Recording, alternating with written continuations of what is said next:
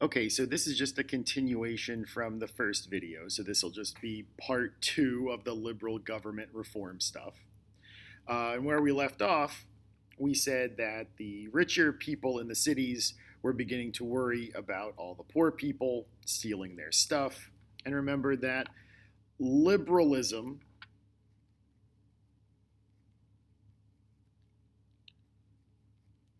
wanted to protect property rights.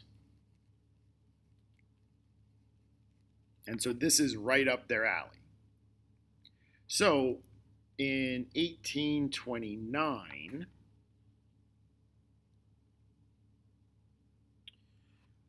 we get the first modern police force. And this was created under conservative prime minister Robert Peel.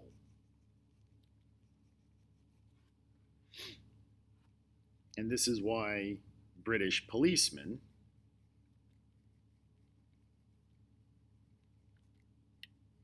are called bobbies, which is a fun term for British policemen. They're called bobbies after Robert Peel. It was also important to note that these were not the military. They were not soldiers. They were civilian policemen. And so they wore blue rather than red, which was the color of the British Army.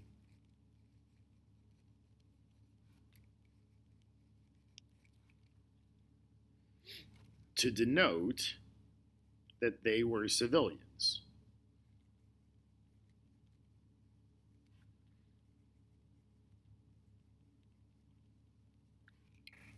And so blue has become the color of the police. Another big piece of liberal government reform was in trying to repeal the Corn Laws. Now, as liberals represented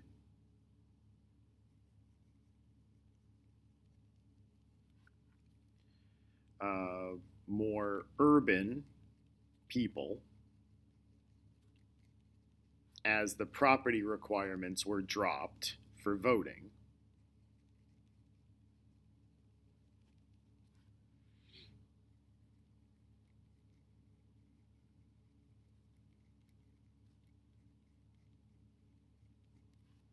the price of food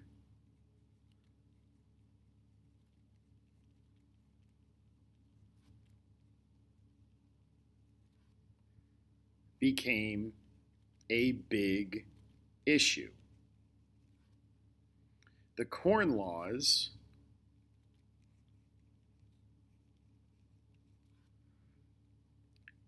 artificially increased food prices. And remember, that was to protect the rural landowners. But now, the rural landowners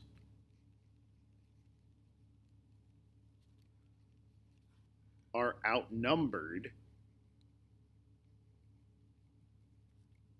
at least in votes, by people who live in cities.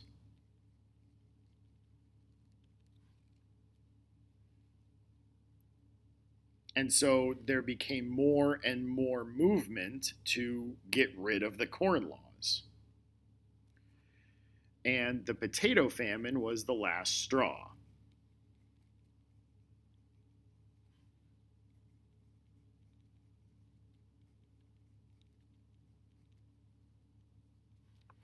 So this group, this liberal group that was organizing all of this, called the Anti Corn Law League,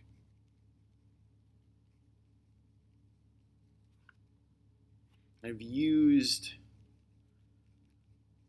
the same moral arguments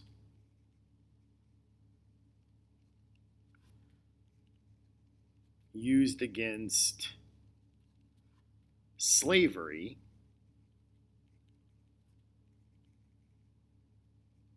to appeal to the consciences of voters and members of parliament.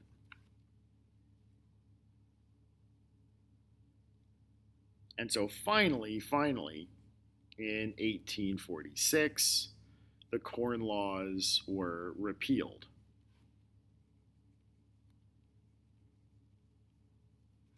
Again, thanks to liberal action and the expansion of the voting base.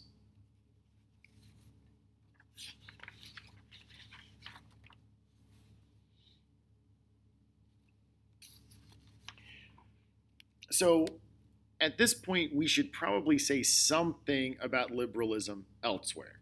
So I'm going to take just a moment to talk about French liberalism.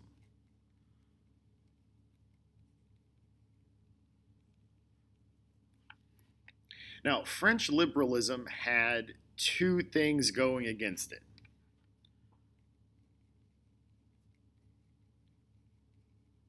It had two problems. First, French industrialization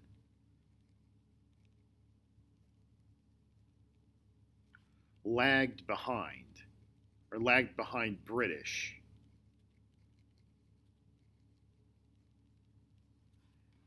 And so French liberalism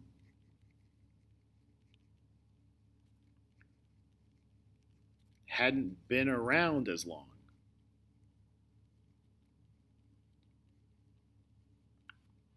This kind of classical liberalism.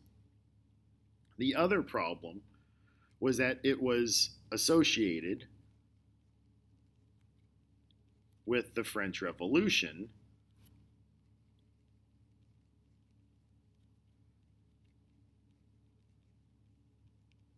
which was seen as bad.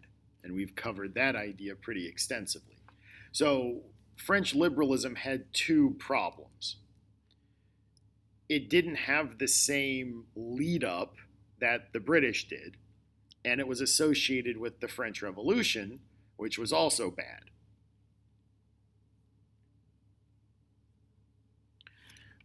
But if you remember back to the French Revolution, the early parts of the revolution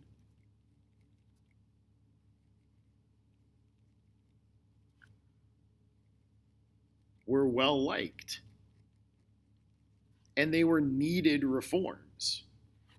The only people that didn't like them were the king and the nobility.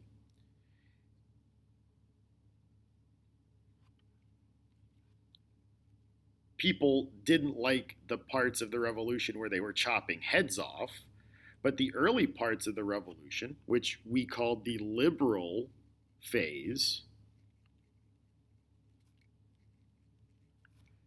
had good ideas and necessary reforms.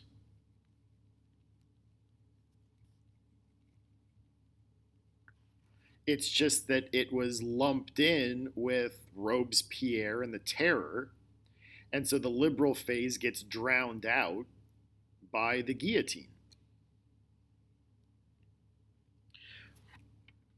But around the 1820s,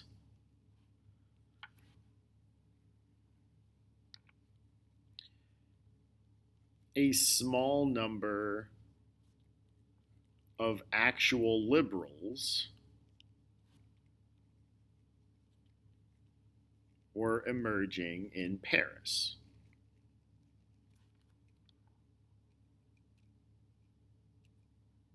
Now, these guys weren't the same as the British liberals. These guys are mostly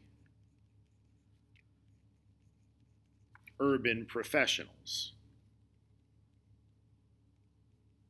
doctors, lawyers, and teachers,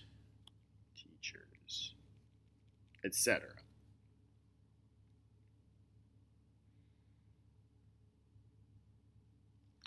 The problem, though, was that after Napoleon, absolute monarchy had come back.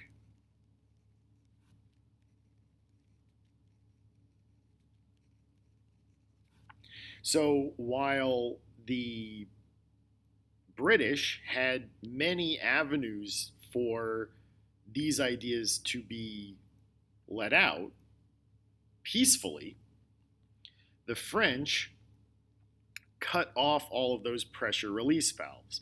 And even a guy like Metternich knew that if you didn't give the people a release valve, they would rebel.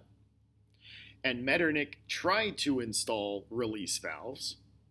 He was ignored, and he's eventually going to get caught up in a revolution. The French are going to fall into that same problem. They create an absolute monarchy again after Napoleon. But the ideas of the French Revolution didn't go away. And the liberals are going to start to chafe under the control of an absolute monarchy. They simply have no avenue to voice those concerns. And so what's eventually going to happen is that without a peaceful way of having their voices heard, they are going to resort to revolution again. And we will talk about that after we finish talking about all the different ideologies. But until then, we're going to stop there. And in our next video, we will start talking about the newest political ideology, which is socialism. So until then, this is Mr. Nissen signing off.